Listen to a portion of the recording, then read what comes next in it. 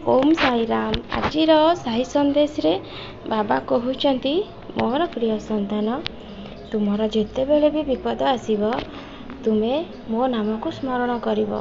खाली विपद समय रे नुह संतान, जेते बेले तुमे खुशी रे भी थिबो मो नाम को स्मरण करिवो। मु ए कथा काहेकि कहूची तुमे बुझी पारुछ ना संतान। जेते बेले खुशी रे थिबा बेले मो नाम को स्मरण करुथिबो आ विपद समय आसिले भी स्मरण करिवो, ताहले तुम इच्छा निश्चय पूर्ण हबो। आ तुमे हस खुशी रे थिला बेले मते भूली जीवो, ताहले विपद रे मते स्मरण कले तुमको केमिति रक्षा मिलिबो संतान। सेथि लागी सुख रे दुख रे सबु समय रे तुमे मो नाम को स्मरण करिवो। मु तुमको सबु प्रकार विपद रु रक्षा करिवि संतान। तुमर भल चाकरीटे होउनी बोली तुमे बहुत व्यस्त हेउछ। तुमे मोर कष्ट निवारण मंत्र को 21 दिन पाठ कर विश्वास सहित। मु तुमको कथा देउछि तुम कष्ट को मु निश्चय दूर करिवि आ तुमको भल चाकरीटे भी मिलिबो। तुमे सब बेले मन रे भावना रख।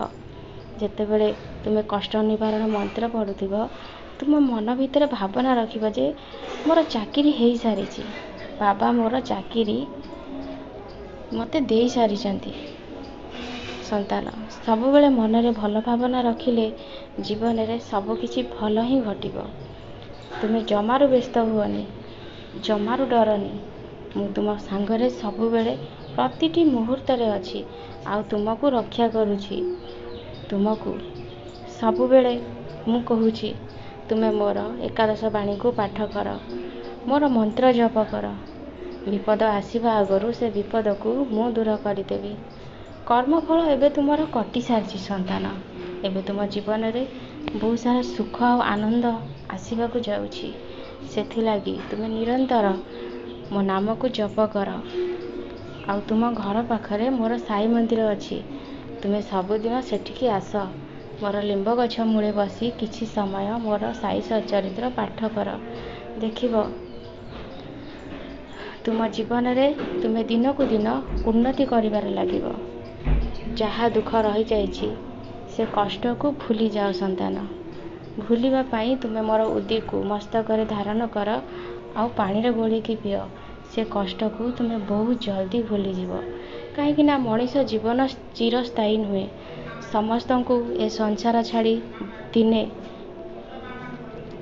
जीवा को पड़िबो। समस्ते आमे एठी अभिनय करूछ संतान।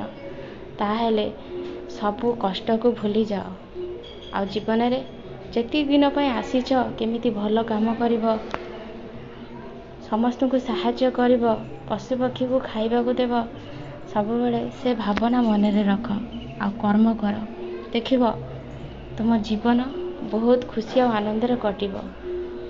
मु सब बेले प्रतिटी मुहूर्त रे तुमको देखुछि तुमे भूल करूछ कि ठीक करूछ, सब हिसाब मु रखुछि संतान। काहे कि भूली जाउछ जे तुमे जदि किछि भूल करूछ सेटा तुमको क्षमा करा दिया जाउछि बोली से भूलटा को भी मु एठी देखुछि संतान। सेथि लागी गोटे भूल करबा पूर्वरु काहाको कष्ट दबा पूर्वरु 100 थर मन भीतर भाबिबो तुमको जदि किए कष्ट दिए तुमको केमिति लागे।